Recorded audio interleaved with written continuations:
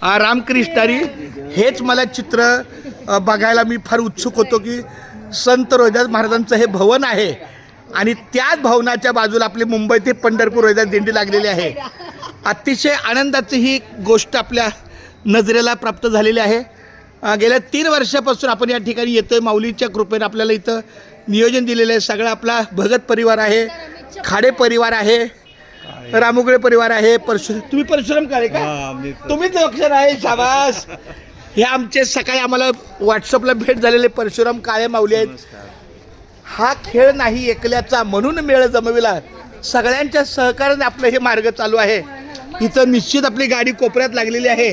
इथं पडदी पडली की स्वयंपाकाची सोय होईल. एका दृष्टीने अतिशय चांगल्या प्रकारचं नियोजन आपल्याबरोबर दिसत आहे. खूप धन्यवाद माऊली. रामकृष्ण हरी.